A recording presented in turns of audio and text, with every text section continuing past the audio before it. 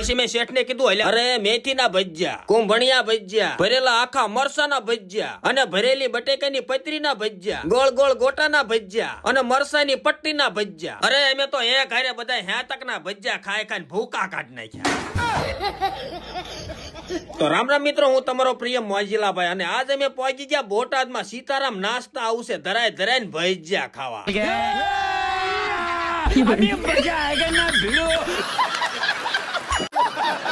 પછી હું શેઠે તો જાજી ગરાગી પાળીને તવીમાં સિંગતેલ નો અડધો ડબ્બો ઠલવી દીધો. પછી કારીગર ને કીધું કે હવે તમે ભજીયા મંડો બનાવવા, આજ બધાને પોગી વળવાનું છે, બાકી સીઝન માં રળી લેવાનું છે. પછી તો કારીગરે ગોટાની ગોળીઓ બનાવી અને એવા આખા મરસા ભર્યા, મને એમ થયું કાસે કાસા ખાઈ જાવ. પછી મેં શેઠ ને કીધું અલ્યા થોડીક ઉતાવળ રાખો ને, અમને બહુ ભૂખ લાગી છે. આ બધા ભજીયા પાળીને તો મારા મોઢામાં પાણીના દંદુડા થવા માંડ્યા. એ રહા નહીં જાતા, તડપ હી એસી હે ના.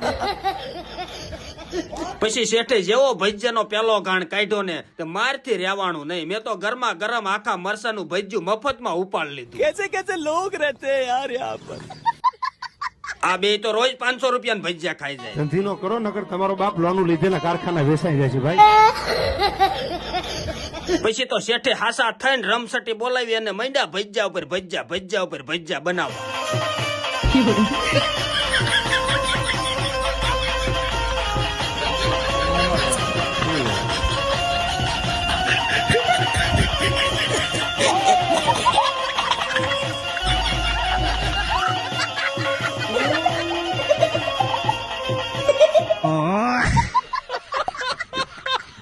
પછી બધાય ભજીયા બની ગયા અને મેં શેઠ ને કીધું કે અમને બધાય મિક્સ માં 5 કિલો ભજીયા જોખી દો. અને અમે બધાય હાસા થઈને સોંટ્યા ને તો 15 મિનિટમાં બધાય ભજીયા ઉપાડી લીધા. बड़े खतरनाक लोग हैं.